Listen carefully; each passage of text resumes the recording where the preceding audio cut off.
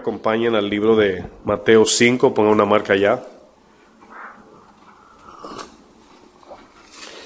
Le pido excusas si notan mi garganta un poquito cerrada. Mateo 5, solamente pongo una marca, yo ya luego les avisaré a dónde vamos a leer. Bueno, vamos a continuar la segunda parte del tema del domingo pasado. Hablábamos de la fe en el perdón de pecados y todavía estamos en la serie La fe que Dios aprueba. En este día el énfasis que le vamos a dar a la enseñanza es acerca de la confianza y la necesidad del perdón. La confianza y la necesidad del perdón. Bueno, todos sabemos de manera intelectual que debemos amar a Dios. ¿Cuántos saben eso? Por lo menos intelectualmente lo sabemos, ¿verdad? Vamos a decir, de la teoría a la práctica es otra cosa. Pero sabemos que debemos amar, según el primer mandamiento, a Dios con todo nuestro corazón, todo nuestro ser y fuerza, ¿verdad? Pero muchos desconocen o quizás no le den mucha mente a que la salvación consiste en el cumplimiento de los 10 mandamientos. Los 10 mandamientos sabemos que Jesús los redujo a 2, aunque no los redujo, simplemente los simplificó en entendimiento, pero siguen siendo los 10. El primero es amar a Dios con todo nuestro ser, el segundo es al prójimo como nos amamos, ¿verdad?, a nosotros. Pero todos están basados en los 10 mandamientos que se le entregó a Moisés. Cuando el Señor nos perdonó, siempre que oímos la palabra perdón, tendemos a verlo de manera trivial o algo bien vacío o a lo mejor muy simple. Es como cuando alguien ofende a una persona y le dice, oh no, mira, te perdono, y ya se olvidó la ofensa y ya. El perdón, según la palabra de Dios, es algo mucho más grande, mucho más importante, mucho más profundo de lo que podemos entender de manera humana. Por ejemplo, en el verso 19, quiero que me acompañen al verso 19 para formar una introducción acerca de lo que el perdón verdaderamente significa. Mateo 5, 19. Dice, de manera que cualquiera que quebrante uno de estos mandamientos muy pequeños y así enseñe a los hombres, muy pequeño será llamado en el reino de los cielos. Mas cualquiera que los haga y los enseña, y notan primero la práctica y luego la enseñanza, dice, este será llamado grande en el reino de los cielos. Fíjense lo que dice el 20.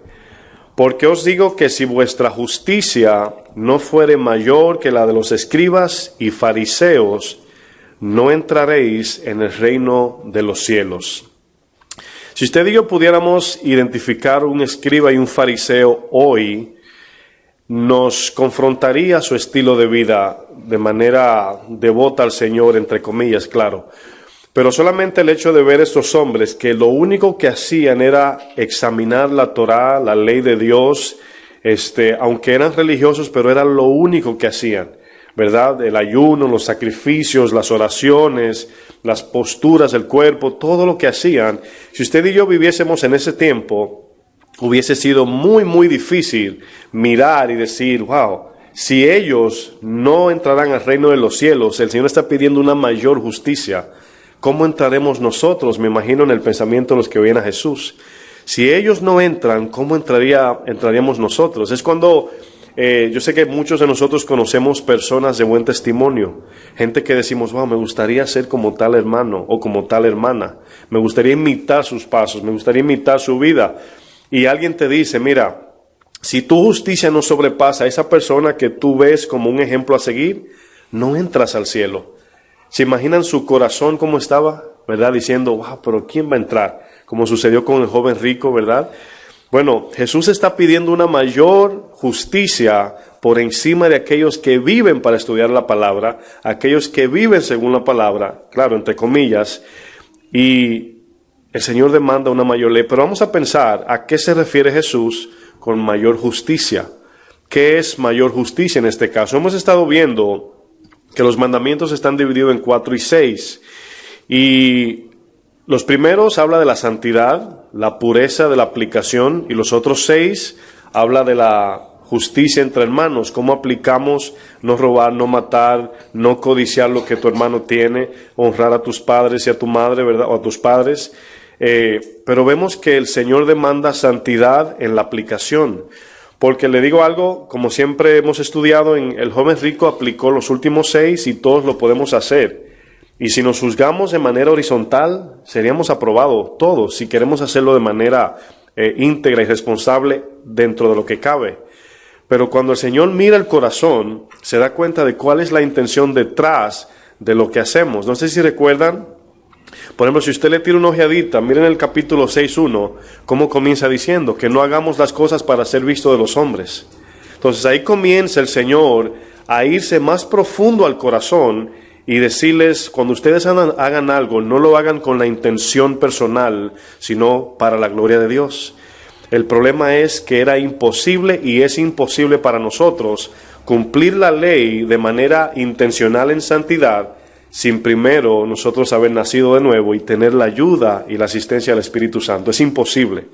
¿Están de acuerdo conmigo? Bueno, para todos es imposible. El problema aquí es que ellos pensaban que romper la ley era no matar, o sea, romper la ley era matar, robar, adulterar, etcétera. Pero aquí vemos que no solamente tenemos el problema ante Dios, claro, sin su perdón, de hacer el mal, también tenemos el problema de no hacer el bien. Y cuando Dios basa su ley, es basada en el amor, no es basada en leyes religiosas o legalistas de no hagas, no te vistas, no te pares, no toques, como dice Colosenses. No es basado en eso. Cuando Dios nos habla de no hacer, es con el fin de santificar. Es como cuando la mamá baña a su hijo, ¿verdad? Y le pone un vestidito bien bonito, una ropa, y le dice, mira mi hijo, no te ensucie.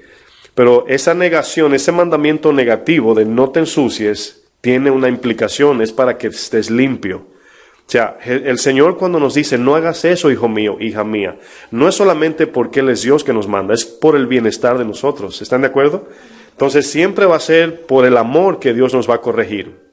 El juicio de Dios, hermanos, no solamente es por el no hacer, sino también por la iniquidad que tenemos en el corazón. El problema consiste en nosotros, es que no podemos identificar esa maldad natural que existe en nosotros. Podemos ver eventualmente o ocasionalmente que nos equivocamos, pero el problema es que caemos en el error de medirnos, ¿verdad? No, yo hice 3 cosas malas en esta semana, pero el hermano hizo 15, yo no soy tan malo, y trae una cierta conformidad y una paz falsa en nosotros. Entonces, el problema es que dejamos de mirar las Escrituras, que es ella la que refleja la realidad de nuestro corazón. Nosotros aquí vemos el problema del pecado de comisión, que es el hacer lo malo, y el pecado de omisión, el no hacer lo bueno. Entonces, fíjense cómo cualquier no cristiano puede vivir los 6 mandamientos, puede vivir no haciendo. Un monje se va a una montaña y allí no, quizás, claro, en el corazón sabemos que sí, pero al ojo del hombre no está haciendo nada malo, está escondido en una cueva, orando el día entero, citando lo que ellos citen. Y esa vida religiosa cualquiera la puede vivir, pero ¿qué sucede cuando tenemos que aplicar amor al prójimo no fingido? ¿Cómo lo hacemos sin la regeneración del Espíritu Santo? Sin la ayuda de la palabra, sin el perdón de Dios que implica algo más que librarnos de la condenación. Por ejemplo, fíjense lo que dice Eclesiastés 7:20. No tienen que buscarlo, es un texto muy corto. Si quieren lo anotan para tarea. Dice Eclesiastés 7:20, dice, ciertamente, oigan bien lo que dice aquí Salomón, no hay hombre justo en la tierra. Ahora van a notar basado en qué Salomón está hablando de justicia. Dice, ningún hombre que haga el bien y que nunca peque. ¿Notaron las dos? Que haga el bien y que nunca peque. No existe ningún hombre. Aquí vemos que en Romanos, Pablo también en el 3:20 dice que no hay ni un justo, ni un solo. Entonces, todos estamos allí, aún siendo cristianos, aún siendo llamados al ministerio o lo que sea que Dios vaya a hacer con nosotros. Estamos en ese grupo de no hay uno bueno. Ahora, ¿qué es lo que nos hace bueno? Inicia en el perdón de Dios. Cuando no entendemos lo que es el perdón de Dios hacia nosotros, podemos estar caminando, ¿verdad?, con un concepto totalmente erróneo acerca del perdón. El perdón implica perdón de pecados cometidos, pero ese perdón también implica la resurrección de nuestro espíritu para poder vivir en santidad. No sé si usted ha pensado de que no fue el perdón nada más para no estar en condenación, sino el perdón para estar en salvación. Se implica dos cosas, justificación y santificación. Fuimos perdonados para ahora habitar con Dios. Entonces, ¿notan cómo el perdón tiene algo más que solamente, verdad, detener la ira de Dios? Bueno, a pesar de que fuimos perdonados por gracia, eso no nos da un permiso para hacer lo que queramos. Porque muchos ven el perdón de Dios como ya me libré de la condenación y ahora soy libre de hacer lo que quiero. El perdón tiene un propósito también. Aquí el problema es que todavía no podemos percibir ese perdón. O sea, cuando alguien no considera la ofensa y la condición en que se encuentra ante Dios, el perdón va a ser algo muy mínimo, muy simple. No lo va a valorizar como debe. Por ejemplo, un ejemplo que podemos utilizar de la Biblia es la lepra. ¿Cuántos conocen lo que es lepra? Bueno, la lepra, literalmente hablando, como una enfermedad, es algo que esta mañana, ayer preparaba el mensaje, pero esta mañana repasándolo, me llegó a la mente esto. La lepra es una enfermedad que ofende los 5 sentidos, tanto del que la tiene como el que lo ve. Vamos a hacer un ejemplo práctico. Cuando usted ve a alguien con lepra, ¿le afecta su nariz? Huele mal. ¿Le afecta su tacto? Usted no lo quiere tocar. ¿Le afecta sus ojos? Claro que sí. Solamente de pensarlo, el que lo conoce, le da a un náusea. Entonces, fíjense cómo afecta los 5 sentidos del que no lo tiene, tanto el infectado como el que no. Entonces, la lepra es una enfermedad que insensibiliza los sentidos del cuerpo, se le caen las extremidades a la gente y no se dan cuenta. ¿Se imagina, hermanos, usted escribiendo y se le cae un dedo? ¿Se imagina? Usted caminando y de repente haga así, y se le cayó la mitad de la pierna. ¿Se imagina, o sea, de manera práctica o de manera, verdad, imaginaria en su mente allí? Esa enfermedad también desfigura la piel de manera tal que nadie nos quiere mirar. Si alguien tiene eso, nadie lo quiere mirar porque te causa... Es algo bien desagradable, hermanos, es algo bien desagradable. Bueno, si podemos mirar la lepra y usar eso de manera espiritual, es exactamente lo que tenemos sin Dios, donde Dios no nos quiere mirar, ni tocar, ni acercarse a nosotros. Fue por eso que le dio la espalda a Jesús en la cruz, porque Jesús cargó con nuestra lepra espiritual, si podemos decir. Bueno, en los tiempos bíblicos, en los tiempos de Jesús, el Antiguo Testamento, a los que tenían lepra le llamaban impuros, le llamaban personas que no estaban puros para estar cerca del pueblo o del tabernáculo. Por ejemplo, si usted ve el libro de Levíticos, si usted lo lee con el lente de la sangre de Cristo, lo entiende mejor. El libro de Levítico yo le llamaría el libro de la purificación. Ese libro representa la sangre de Jesús. Todo tenía que ser limpiado para poder entrar en el tabernáculo y habitar con Dios. Ahora, van viendo de manera gradual cómo el perdón implica limpieza también. Por ejemplo, si usted cita en su mente allí, si confesamos nuestros pecados, Él es fiel y justo para perdonarnos. ¿Quién me ayuda? Y limpiarnos de toda maldad. Yo quiero que me acompañen a Levíticos 13. Si alguien me regala una servilleta, por favor. Bounty especialmente, no una Bounty. Esa me pone a estornudar allí. Otra pelucita. Gracias, hermano. Levíticos 13, 46.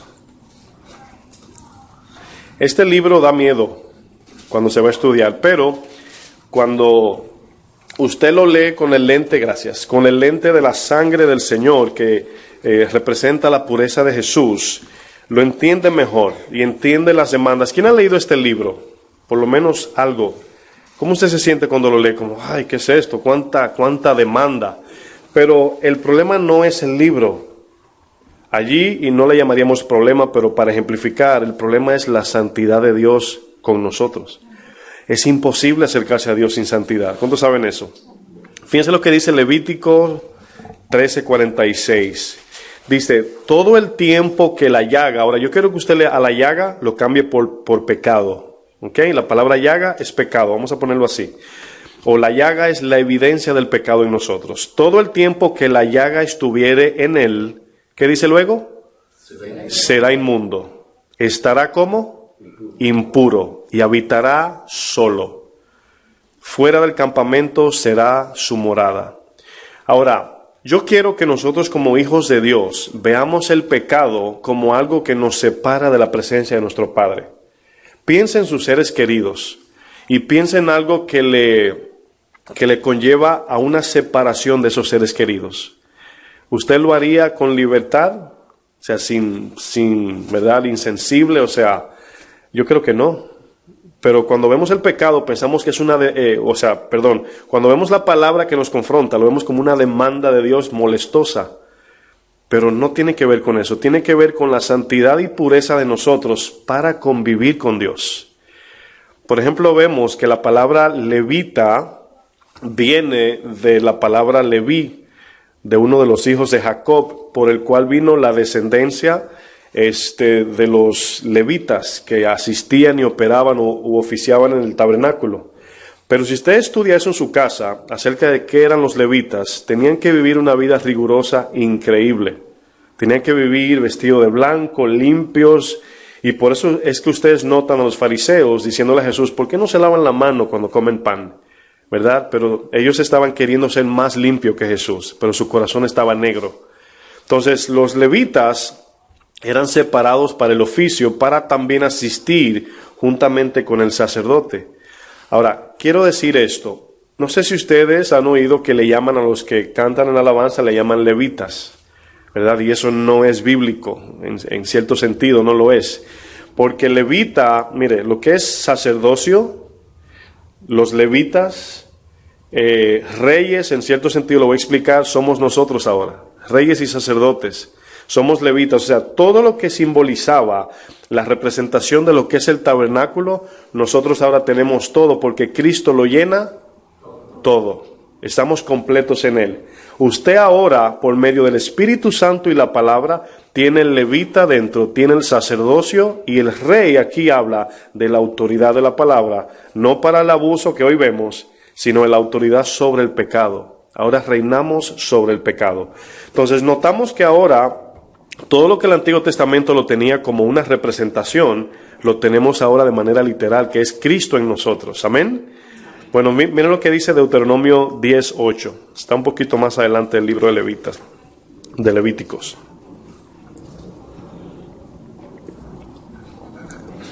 (10:8) Deuteronomio. Fíjense aquí lo que dice. Dice, en aquel tiempo apartó. Esa palabra apartó tiene mucho significado. ¿Por qué? Porque incluso la palabra, cuando se hablaba del pueblo de Dios, los hombres de Dios eran separados, que significan dos cosas, o muerte o santidad. Santo significa separado. Entonces, nosotros ahora, en el nuevo pacto, somos separados para la obra del ministerio y para la obra de Dios también. Aunque usted no es llamado al ministerio, usted sigue siendo un siervo del Señor. Entonces, fíjense cómo dice que en aquel tiempo apartó Jehová la tribu de Leví. ¿Cuántos pertenecen a esa tribu? Todos los que son nacidos de nuevo. Dice, para que llevase el arca del pacto, que es la presencia de Dios. Ahora, hemos estudiado así por arribita de que el arca del pacto ahora somos nosotros. ¿Están de acuerdo? O está en nosotros, en este tabernáculo que ahora somos el templo de ¿quién? Del Espíritu Santo, ¿verdad? Fíjense lo que dice, para que estuviese delante de Jehová para servirle y para bendecir en su nombre hasta hoy. Aquí vemos de manera representativa la pureza y la limpieza acerca de los que sirven a Dios, o de los que son cristianos, por así decir. Bueno, la pureza en el Antiguo Testamento era representación espiritual de la limpieza del pecado del creyente. Entonces, el Señor quiere que nos limpiemos de todo pecado con el fin de habitar con Él. Por eso es que en el medio del proceso de salvación, el del medio es la santificación. Es el proceso progresivo que nos lleva a acercarnos más a Dios. Y por eso es que el progreso es en dirección a Dios. Dice que en aquel día le veremos porque seremos igual que Él. Y el que tiene esta esperanza se purifica a sí mismo. Aquellos que servían a Dios debían de estar separados de toda cosa inmunda. Todo aquello que desagrada a Dios, usted y yo como cristianos debemos de vivir separados. De lo contrario no podían cohabitar con Dios. Por ejemplo, La santidad es lo primero que Dios demanda para comunión. Lo primero es santidad. Si no hay santidad, todos conocemos el texto. Nadie verá a Dios. Fíjense lo que dice Apocalipsis 22. Lo voy a esperar porque sé que es un libro fácil de llegar. Apocalipsis 22, 14.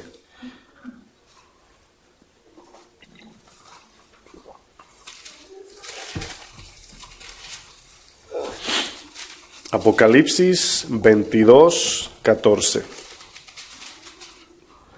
Dice, bienaventurados los que lavan sus ropas. Están viendo la limpieza allí. Ahora, ¿el perdón de pecado implica limpieza, sí o no? Claro que sí, dice, nos limpia de toda maldad. Entonces, fíjense en algo. ¿Qué es lo que limpia o qué es lo que nos limpia a nosotros?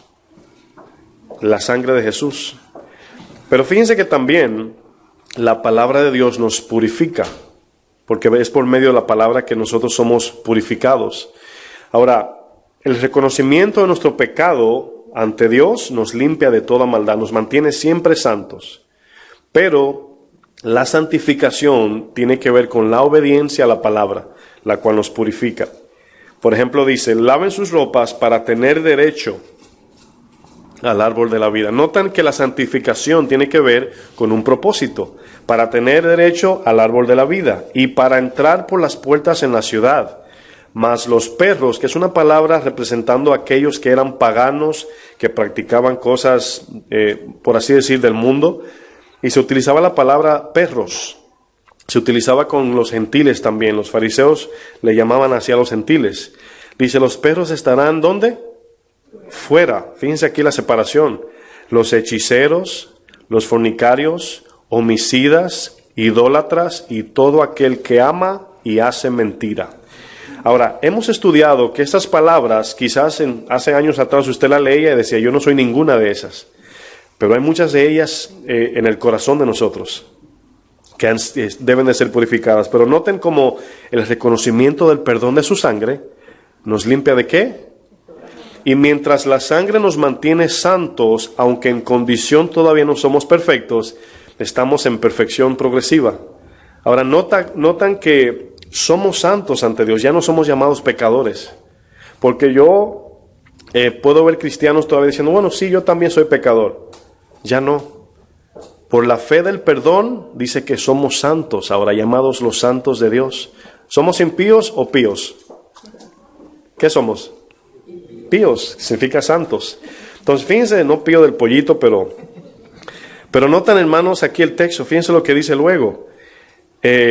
Bueno, al final quise retomar una palabra, dice, estarán fuera los perros. O sea, aquí habla de una separación. El perdón nos puso en paz con Dios.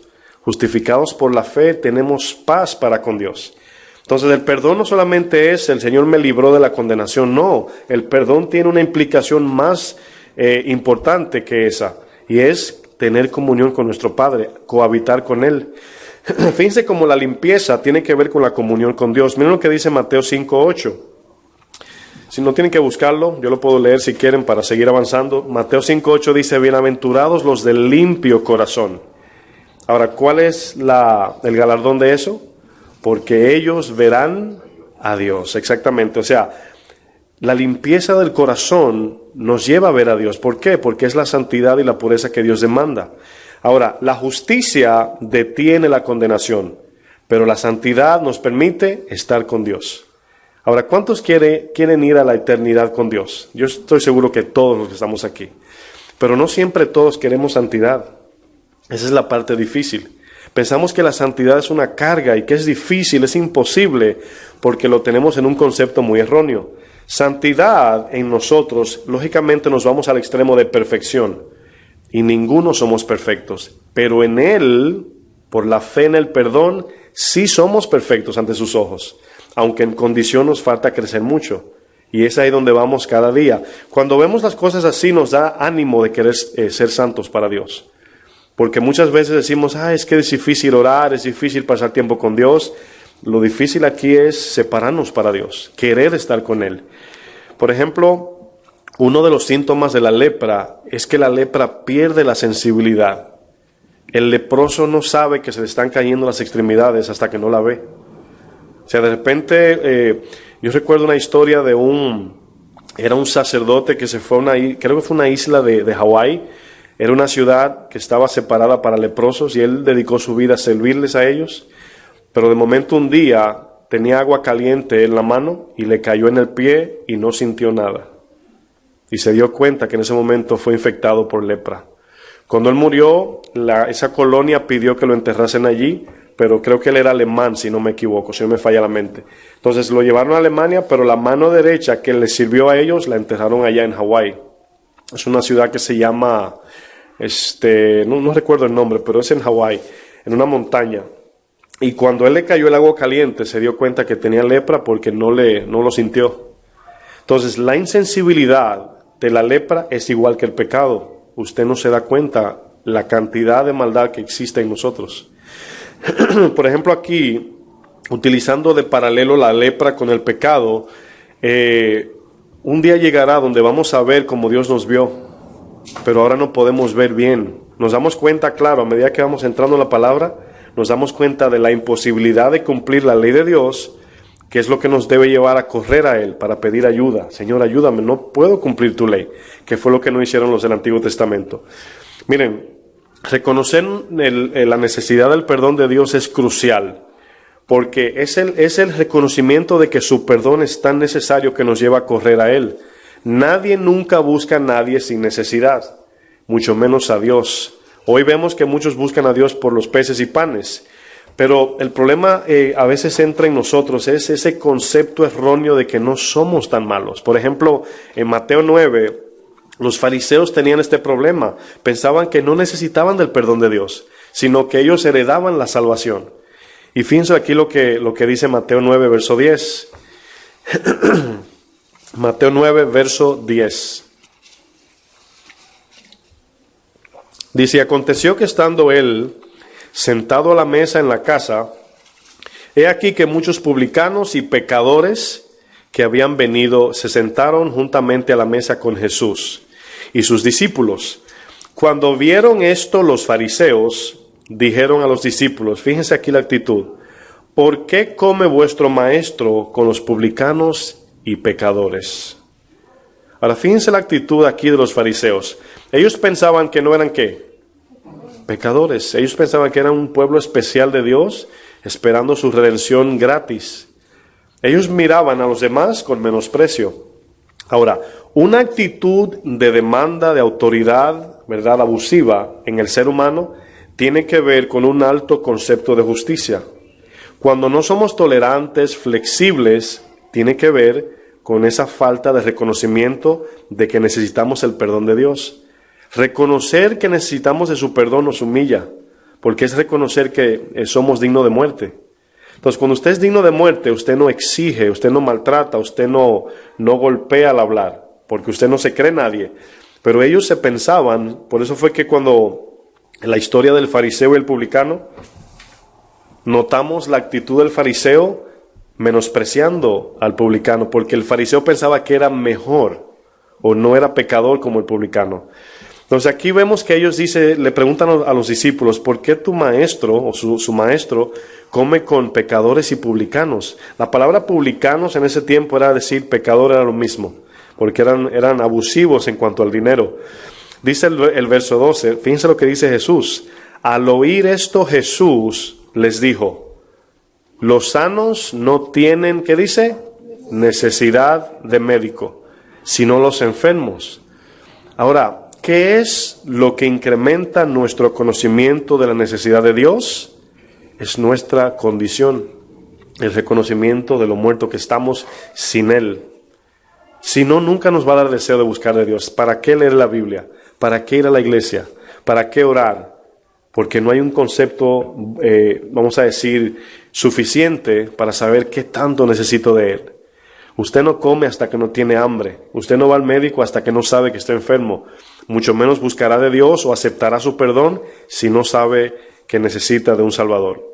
El verso 13 dice, id pues y aprended lo que significa misericordia quiero y no sacrificio. Ellos pensaban que merecían la salvación y que a la vez se la ganaban por su obra perfecta de la ley. Pero los sacrificios nunca agradaron a Dios, por eso dice misericordia quiero. Hay una diferencia allí de aquel que es exigente porque piensa que está haciendo bien para Dios. Miren, hay veces que sirviendo a Dios podemos hacer muchas cosas.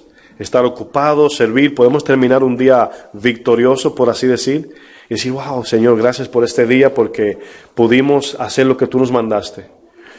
Nosotros debemos de tener cuidado de que eso nunca tome lugar en nuestro corazón, como que por eso que hicimos Dios nos ve mejor. Sino siempre Dios va a ver la marca de Cristo en nosotros cuando hacemos lo que tenemos que hacer, digamos, siervo inútil somos. Esa es la parte donde a veces nos equivocamos, porque Dios nos puede usar. Y si ponemos los ojos en los dones y no en los frutos, nos equivocamos y pensamos que somos mejores. Fíjense lo que dice el Señor, porque no he venido a llamar a justos, sino a pecadores al arrepentimiento. Aquí nos damos cuenta que si no nos damos cuenta, mis amados, de la condición real de nuestro corazón, nunca entenderemos por qué necesitamos de Dios. De momento pasa un problema que Dios lo permite soberanamente, de alguna situación que te conlleva casi obligatoriamente a buscar de Dios. Una enfermedad, una falta de trabajo, un problema familiar, un accidente, no sé, algo que Dios permite por su gran amor para que clamemos a Él. Pero hay personas, hermanos, en este mundo que ni se enferman, quizás económicamente le van bien y no saben que tienen lepra espiritual. No lo saben, que le huele mal a Dios su presencia.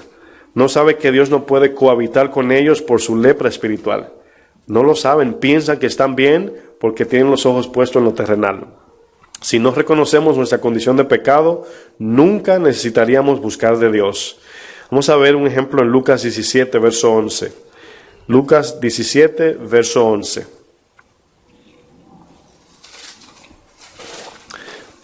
¿Cómo podríamos cada día crecer? Muchos predicadores, iglesias y cristianos están en contra del mensaje que trae culpa, el cual no se le llama así. Por ejemplo, el mensaje que siempre está mirando lo malo que tenemos. Muchos dicen, no, porque allí solamente se predica del pecado y que el infierno y que la perdición. Y le voy a decir algo, la Biblia fue dada como espejo para mirar nuestro corazón. Y si cada vez que miramos la palabra de Dios, lo único que vemos son las bendiciones de Dios, desafortunadamente estamos engañados, envanecidos, porque la palabra es dada para sacar todo lo que hay dentro. Incluso decía el salmista, creo que David, Señor, mira mi corazón y mira bien adentro, a veces hay caminos de perversión allí, porque yo no lo puedo ver. Dice también David, decía, ¿quién puede mirar sus propios errores? Líbrame de los que me son ocultos. Entonces, usted todavía ni yo sabemos qué tan malos somos o qué tanta maldad habita en nosotros sin Cristo. Pero mientras estamos en la palabra, vamos viendo cositas. Usted hay veces que va a decir, yo no sabía que era así. Yo no sabía que eso era pecado. Yo lo hacía normal y ahora me doy cuenta que es malo. Y usted vivía normalmente así, o sea, insensible, indiferente al pecado antes. Y yo también. Pablo lo dice en Efesios 2, dice, antes vivíamos, ¿verdad?, basado en la corriente del mundo, dejándonos llevar por lo que Satanás decía. Fíjense esta historia, Lucas 17, 11. Fíjense la historia de los 10 leprosos, usted la conoce. El verso 11 voy a leer, dice, yendo Jesús a Jerusalén, pasaba entre Samaria y Galilea, ¿verdad? Dice, y al entrar en una aldea, le salieron al encuentro 10 hombres leprosos, los cuales se pararon, ¿qué dice? De lejos. Ahí notan que esta enfermedad, ellos lo segregaban, lo sacaban de los pueblos y estaban afuera del desierto, que es una similitud de aquellos que no son perdonados por Dios de sus pecados, se quedarán fuera. Ese es el ejemplo paralelo, pero representativo, lógicamente. Dice el verso 13, dice, alzaron la voz diciendo, Jesús, Maestro, ten misericordia de nosotros. Cuando él los vio, les dijo, id, mostraos a los sacerdotes. En el Antiguo Testamento se había dado la orden de que todo aquel que contrajese lepra o tuviera una señal de lepra, fuese donde el sacerdote, que era tipo médico, y cuando miraba, por ejemplo, una llaga que le salía en la piel, lo tenían, ¿verdad?, allí en cuarentena por 7 días. Lo guardaban en un lugar aparte. Si eso comenzaba a brotar, a botar algo como tipo nieve o algo blanco, era señal de que tenía lepra. Pero si no lo hacía, le daban 7 días más para seguir examinándolo, y si no, luego lo dejaban ir. Ya se daban cuenta que no. Pero quien examinaba y aprobaba quién podía estar en el pueblo o no, era el sacerdote. Era el que le daba el veredicto de que sí puede o no puede. Por eso Jesús, conforme a la ley que todavía estaba vigente hasta la cruz, le dijo, ve al sacerdote. Ahora fíjense lo que está pasando aquí. Cuando Jesús vino a la tierra, todavía la ley estaba vigente. Pero Jesús estaba fusionando de la ley a lo espiritual, estaba sacando a todos de esas tinieblas de que la ley era el camino a la salvación y la ley era solamente el camino a la condenación. Fíjense lo que dice más adelante. Y aconteció, y esta palabra que voy a leer es muy importante, dice, aconteció que mientras iban, ¿por qué es tan importante esa palabra? Para ver que fue el Señor quien los sanó y no el sacerdote allá.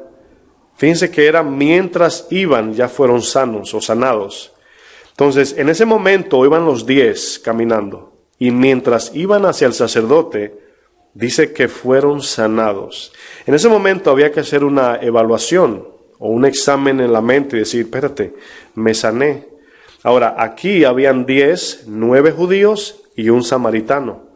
Los judíos tenían un concepto de que merecían la bondad de Dios, de que todo era resuelto por medio de la letra, que es la ley, y ellos iban a cumplir al sacerdocio. Me imagino que llegaron a donde el sacerdote, los 9, y pensaron que fue por la ley que fueron salvados, o sanados en este caso.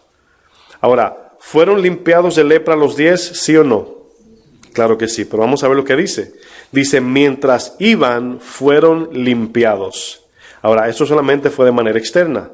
¿Sí se acuerdan que a veces le digo que Dios, el Señor Jesús, usaba el paralelo de la sanidad física refiriéndose a lo espiritual como un tipo mensaje? El verso 15 dice, entonces uno de ellos, dice luego la palabra viendo. Ahora, todos vieron. Aquí la palabra viendo es como cuando se usa con el Señor. Dice que el Señor ve el corazón. No quiere decir que no lo veía antes, sino viendo. Estaba aquí analizando lo que sucedió, diciendo, espera, el Señor me mandó donde el sacerdote, pero quien me sanó fue Él. Y el único que puede sanar de esto, ¿quién es? Dios. Fíjense lo que dice luego, que había sido sanado, volvió. Ahora, ¿qué hizo? Reconocer la bondad de Dios. Pero no le fue a dar la gloria al sacerdote, sino a Dios. Dice, volvió glorificando a Dios. Ahora, la palabra gloria, cuando la Biblia dice que alguien glorificó a Dios, en ese momento es salvo. Le voy a decir por qué. Dice la palabra que nadie le puede llamar a Jesús Señor, si no es por medio de ¿quién? Del Espíritu Santo. Nadie le puede llamar Señor, si no es por medio del Espíritu. El Espíritu es quien nos da las palabras, el sentir, el entendimiento para agradar a Dios y quererlo. Nadie puede glorificar a Dios si primero el Espíritu no lo mueve a eso. Fíjense por qué estoy diciendo que fue salvo su fe. Dice, a gran voz glorificó a Dios. 16 dice, y se postró rostro en tierra a sus pies. Ahora, fíjense lo que sucedió aquí.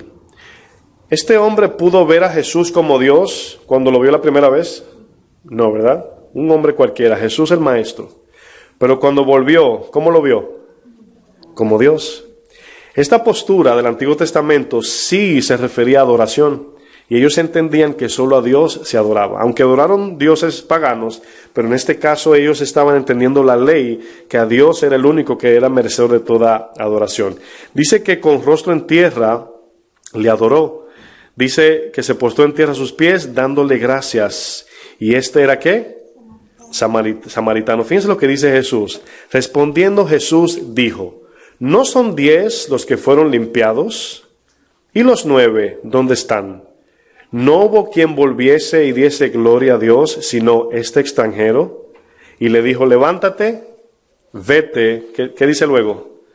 Tu fe te ha salvado. ¿Sabe qué más recibió el samaritano? Limpieza de la lepra espiritual.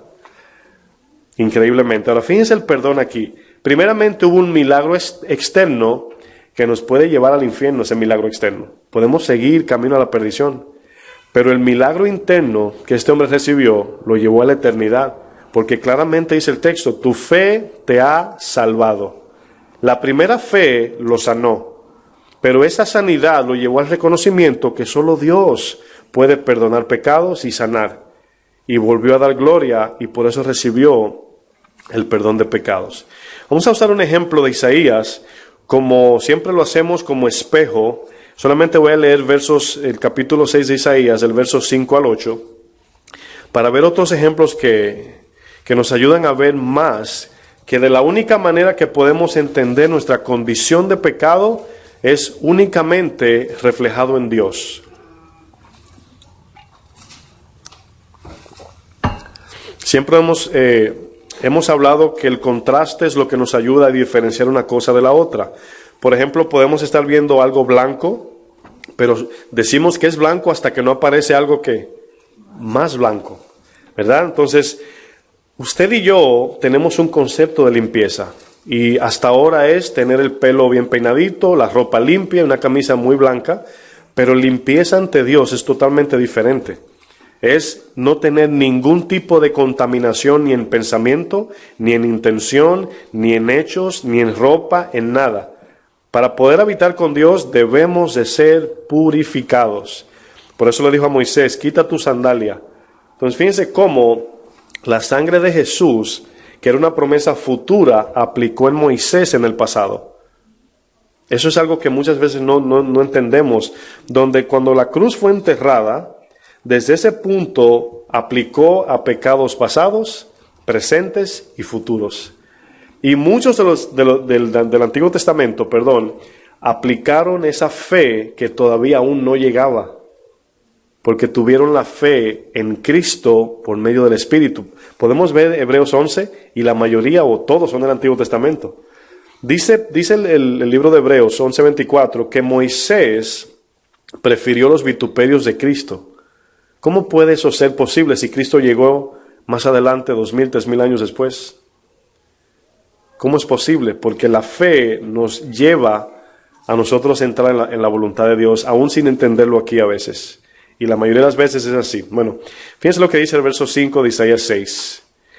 Todos conocen la historia, por eso no la leo completa. Cuando Isaías vio la presencia de Dios, describiendo su presencia, dice que vio un trono alto y sublime, limpio, majestuoso. Y al él identificar la santidad de Dios, fue cuando pudo entender que no era un hombre limpio. Ahora, fíjense algo, hermanos. ¿El profeta Isaías era un hombre de Dios, sí o no?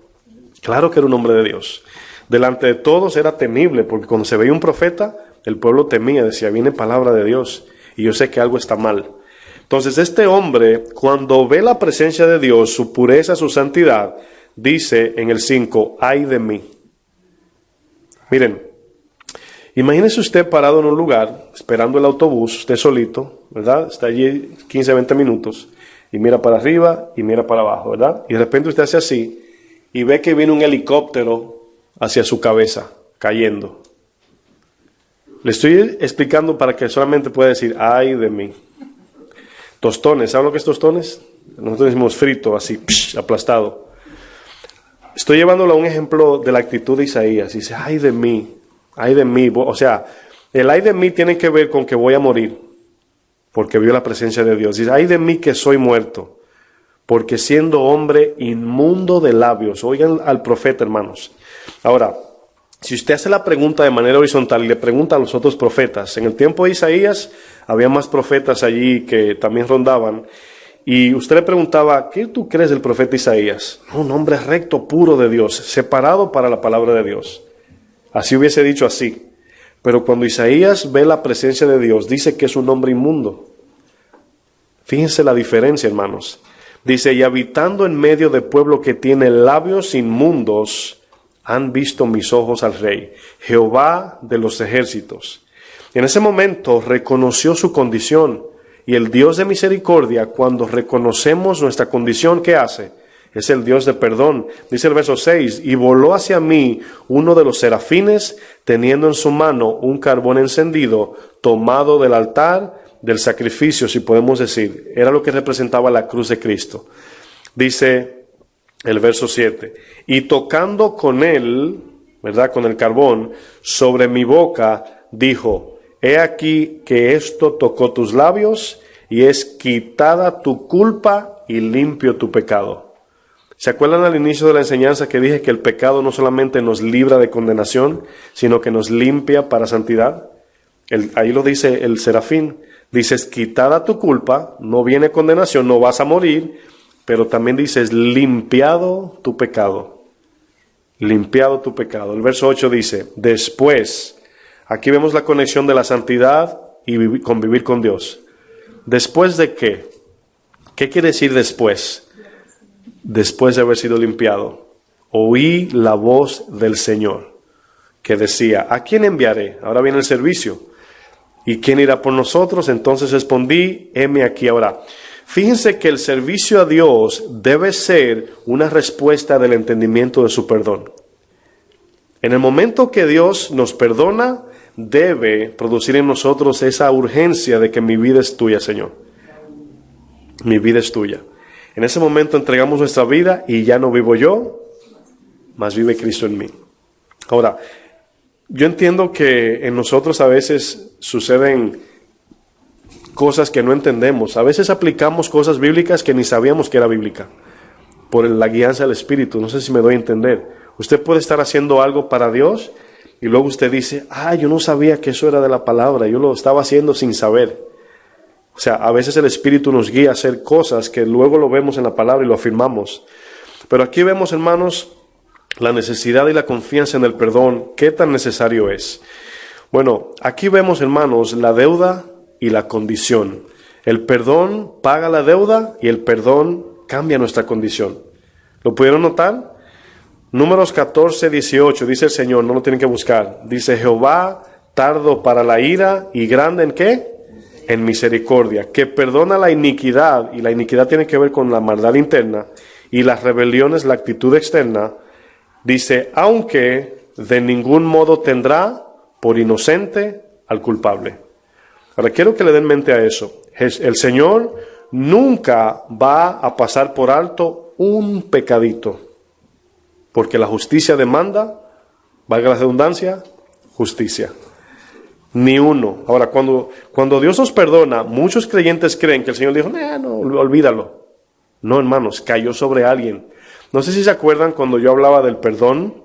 Cuando usted perdona a alguien, creo que fue el domingo pasado, usted le está atribuyendo la culpa a otra persona. Cuando usted dice te perdono, en ese momento usted no borró el perdón. Usted está absorbiéndolo, pero se lo está entregando a Jesús, porque Él pagó. Entonces, perdonar significa pagar por alguien. Es dejarlo ir porque alguien pagó. Por ejemplo, si usted va a un restaurante donde trabaja su amigo, y suponiendo que sea íntegro, el empleado lo conoce y le dice, mira, la comida que te comiste, no te apures, corre por mí. Ahora, lógicamente sería robo si no se lo dice al jefe. Pero si es íntegro, ¿qué sucede allí? Él tiene que pagar por ese plato. Pero no quiere decir que al él regalarte el plato de comida por trabajar allí, nadie pagó por eso. Ahora, incluso si lo vemos de manera pecaminosa, si él no paga, le cuesta al restaurante. Siempre la deuda tiene que ser pagada. Por eso fue que cuando el rey perdonó al siervo, el rey absorbió la deuda. Él la absorbió, sufrió por la deuda. Dice, no, la misericordia que aplico a ti fue con un fin, de que Él se la aplicase a otro. Por eso es que cuando Dios nos perdona, mis hermanos, debemos ser prontos y fácil en perdonar, aunque duela. Porque le voy a decir algo, a Cristo le dolió el perdón en la cruz. A alguien le va a doler, alguien tiene que pagar. Hebreos 12, 14 dice, sin santidad nadie verá al Señor. Por eso es que el perdón, hermanos, nos santifica también. El perdón nos limpia de toda maldad. Por eso es que la palabra dice en Proverbios, el que esconde su pecado no prosperará. Porque alguien tiene que pagar por eso. Es como robar. Cuando alguien se roba algo, usted tomó un artículo de un lugar y salió del inventario. Alguien va a pagar. O tú en la cárcel o el dueño del establecimiento pierde el dinero. Siempre el perdón es un cobro. Hay que pagar, pero en el caso de nosotros, oigan bien, si nosotros no perdonamos, entonces nosotros vamos a pagar por eso. Porque entonces Cristo nos va a cobrar. ¿Se acuerdan del rey que no le cobró todo lo que le debía, pero sí le cobró lo que le hizo al otro y le sumó no solamente lo que le debía al rey, sino lo que le cobró también a su consiervo. ¿Se acuerdan de la historia? Y dice, échalo en la cárcel hasta que pague el último.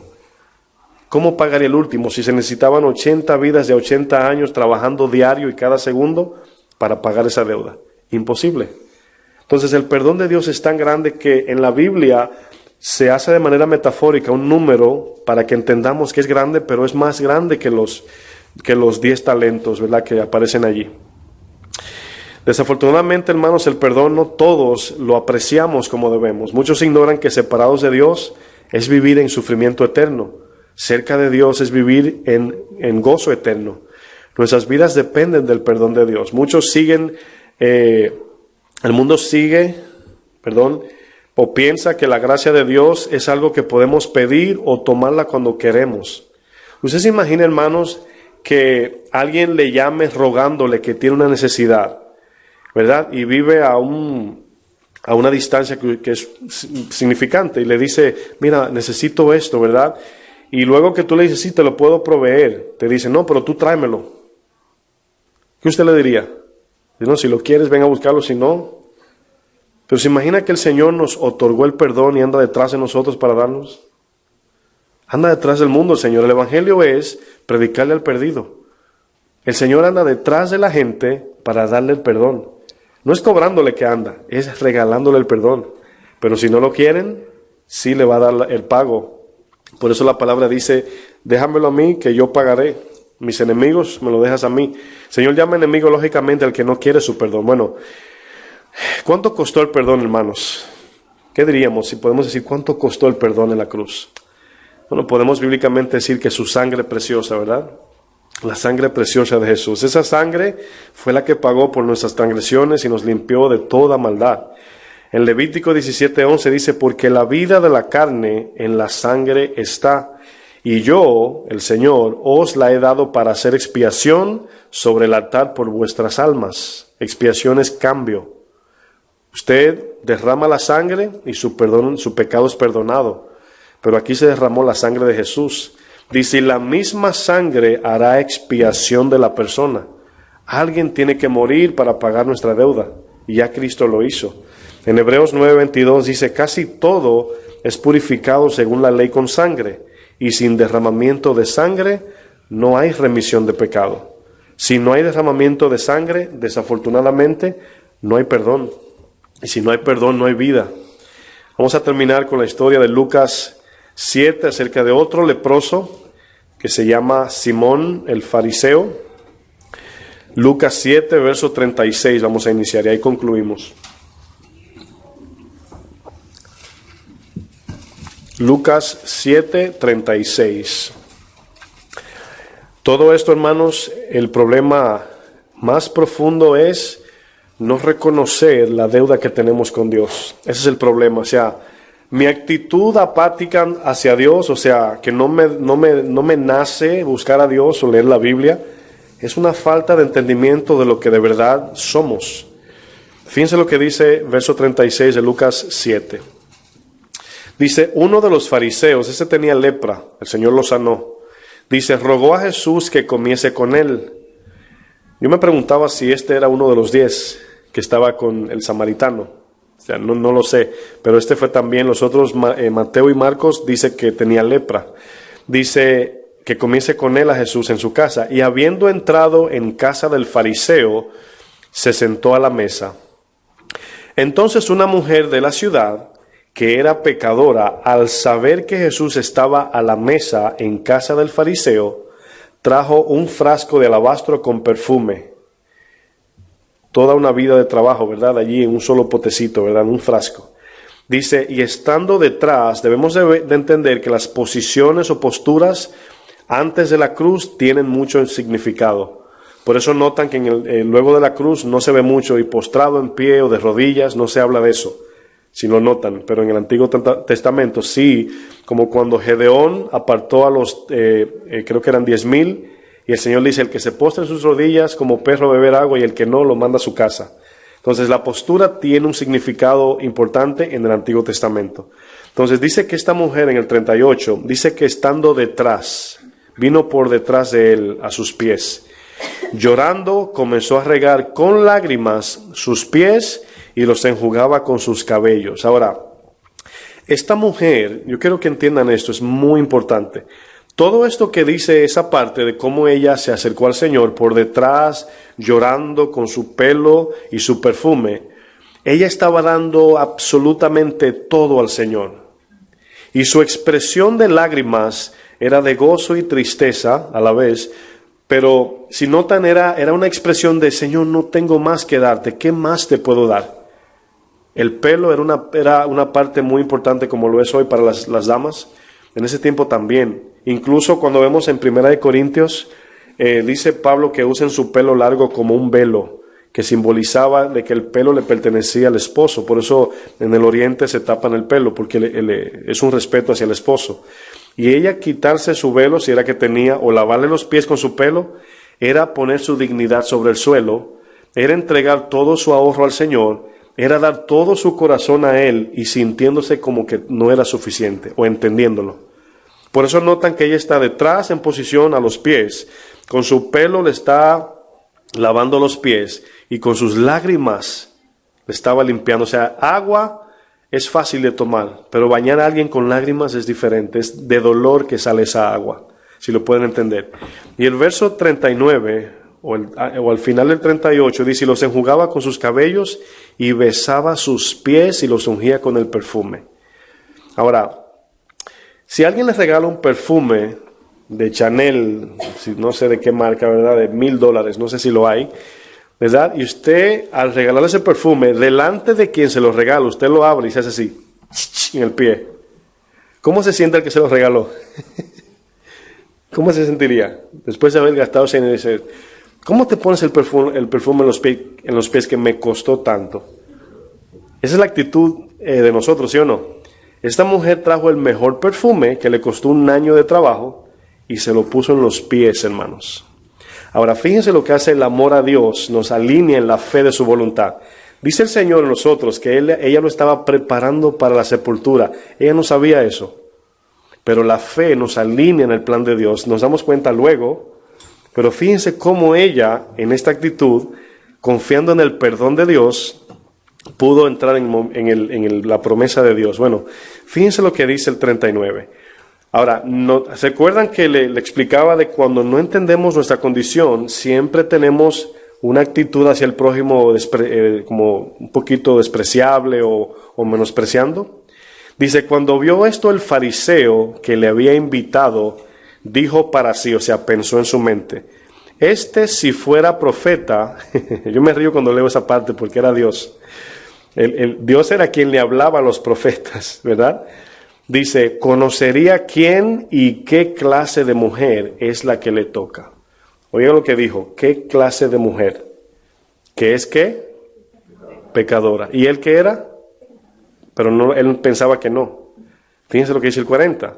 Entonces, respondiendo Jesús, imagina usted pensando en la mente, ¿verdad? Y de repente le contestan, yo brincaría. Le dijo, Simón, una cosa tengo que decirte. Y le dijo, di, maestro, ¿verdad? Un acreedor tenía 2 deudores, se está refiriendo a ellos 2, ¿verdad? Ahora, esa palabra deuda es la que venimos hablando. Teníamos una deuda con Dios que Cristo pagó, que usted y yo no aportamos nada para ese pago y se nos otorgó de manera gratuita. Dar la vida a Dios en el servicio, en lo que Él nos llame, es lo mínimo que podemos hacer y aún así no estamos colaborando con nada. Lo único que estamos haciendo es siendo beneficiados de su voluntad y de su grandeza. Dice, uno debía 500 denarios y otro le debía 50. Las 2 cantidades representan el concepto del pecado que cada uno tenían de sí. 500 representa a la mujer, 50 representa al fariseo. Ahora, en el concepto, en la percepción de Dios, los 2 debían 500. Pero en el concepto del fariseo, él creía que debía menos que ella. Entonces el 42 dice, y no teniendo ellos con qué pagar, todo eso, hermanos, esta historia, todas las palabras son importantes. Es como usted y yo, no teniendo con qué pagarle a Dios. Hoy hay gente en la iglesia y fuera que creen que pueden ganar el favor de Dios. ¿Qué insulto a Dios sería ese? Dice más adelante, me quedé, exacto, el 42. Y no teniendo ellos con qué pagar, perdonó a ambos. Di pues, ¿cuál de ellos le amará más? Es aquí donde está el meollo del asunto, de amar a Dios sobre todo, entendiendo el perdón. Respondió Simón y dijo, pienso que aquel a quien Dios perdonó más. ¿Usted cree que él se está dando cuenta de que Jesús se está refiriendo a ellos dos? En ningún modo. Sin darse cuenta, sin debatir, él está en acuerdo con Dios intelectualmente. Porque fíjense lo que le dice Jesús. Y él le dijo, rectamente has juzgado. Ahora, ¿hubo rectitud en su juicio, sí o no? El problema es que el juicio recto se lo aplicó él, sin darse cuenta, hermanos. 44 dice, y vuelto a la mujer dijo a Simón, ¿ves esta mujer? Entré a tu casa y no me diste agua para mis pies. Van a notar que las obras de la fe, el Señor es lo que ve. Porque él lo invitó a su casa, pero no hizo nada. Y la mujer sí. Dice, mas esta has regado mis pies con lágrimas y los ha enjugado con sus cabellos. No me diste beso, mas esta desde que entré no ha cesado de besar mis pies. Yo me imagino la mujer todavía, el Señor hablando y ella encima del Señor allí. Me lo imagino. No ungiste mi cabeza con aceite, mas esta ha ungido con perfume mis pies. Por lo cual te digo que sus muchos pecados le son perdonados. Esta mujer fue libre, hermanos, en ese momento, porque amó mucho. Mas aquel a quien se le perdona poco, ¿qué dice? Ahora, ¿cuál es el problema aquí de mucho perdón y poco perdón? La idea es esta. El Señor perdona lo que reconoces. El Señor te perdona lo que reconoces. Si reconoces poco, te perdona poco, amas poco. Si reconoces mucho, te perdona mucho, amas mucho.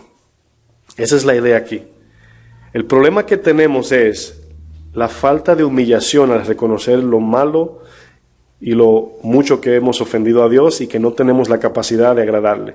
El 48 dice, a ella le dijo, tus pecados te son perdonados. Y los que estaban juntamente sentados a la mesa comenzaron a pensar, ¿quién es este que también perdona pecados? Pero él dijo a la mujer, tu fe te ha salvado, vete en paz. Póngase de pies, por favor.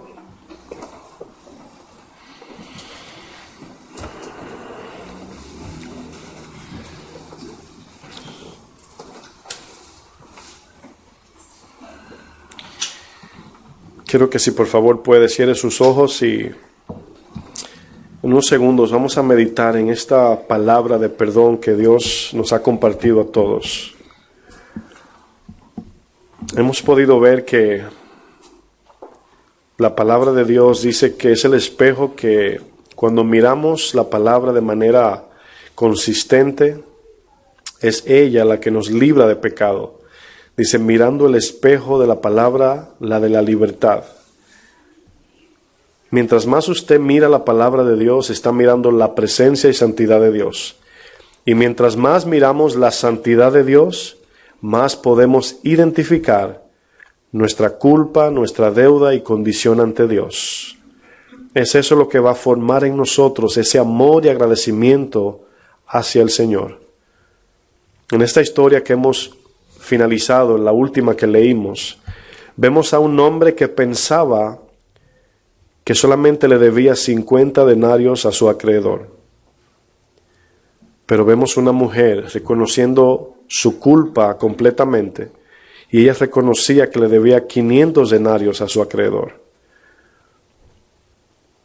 Notamos que el Señor identifica que ella amó más, porque le perdonó mucho. Pero él no amó mucho, porque no reconoció sus muchos pecados. Es posible que tengamos ese concepto de que no somos tan malos, que sí tenemos cositas que corregir, pero no somos tan malos, no somos tan pecaminosos, en naturaleza me refiero. Sí, Dios ha hecho un trabajo grande en nosotros, hemos cambiado mucho, o Él nos ha cambiado, pero falta mucho más que cambiar de lo que ha sido cambiado. Solamente en aquel día nos daremos cuenta de qué tan mal estábamos separados de Dios. Utilizamos la lepra como un ejemplo espiritual y hemos podido ver cómo el Señor ha quitado esa lepra por la fe en su perdón.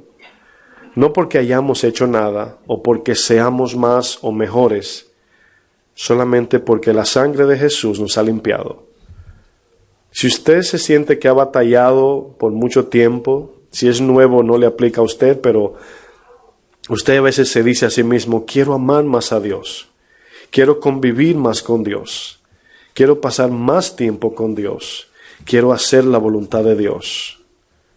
Tiene que ver por la falta de mirar la palabra, no solamente leerla, sino de nosotros de manera individual mirarnos en ella. No ver los textos para compartirlos, sino mirarnos en la palabra y decir, wow, Señor, yo no estoy cerca de allí. Por lo tal, eso identifica mi incapacidad de agradarte. Reconocer que yo te he ofendido, te voy a ofender por causa de mi debilidad, pero cuando confío en tu sangre, en tu perdón, puedo ser limpiado de toda maldad y también reconocer que tu espíritu va cambiando cada día más y más por medio de la obediencia mi corazón. Señor, te pedimos perdón si hemos menospreciado tu perdón, Señor. Te pedimos perdón, Señor, si hemos visto la cruz o el sacrificio como algo que merecemos, Señor. Te pedimos perdón, Señor, si hemos abusado de la gracia. Te pedimos perdón si no miramos tu palabra para identificar nuestra condición verdadera, de que la gran necesidad no tiene que ver con mi lepra externa, sino con la lepra interna, el cual no puedo ver si no es por tu palabra. Yo te pido en esta hora, Señor, que tu Espíritu sane corazones en esta hora, que tu Espíritu pase su mano así como Jesús lo hacía con los leprosos, que la mano de Jesús nos limpie por su sangre y que cada vez más podamos crecer en el entendimiento de tu palabra y viviendo una vida de confesión, tu sangre es suficiente. No tenemos que hacer ningún sacrificio, sino apelar a tu misericordia, Señor. Bendice mis hermanos que han venido a buscar tu palabra de vida, Señor. Yo te presento, Señor, cada situación, cada batalla, cada lucha espiritual. Los pecados, Señor, que todavía batallan en nosotros, lo traemos a ti para que tu sangre, Señor, nos purifique. Así como hemos aprendido que la santidad no es solamente creernos una estatua allí blanca, sino que la santidad es un medio, es un propósito de estar con nuestro Padre. Porque sin santidad no te podemos ver, Señor. Purifícanos, Señor, santifícanos, Padre, que tu Espíritu Santo produzca en nosotros el querer como el hacer, por su buena voluntad, en el nombre de Jesús. Que el Señor les bendiga, mis hermanos.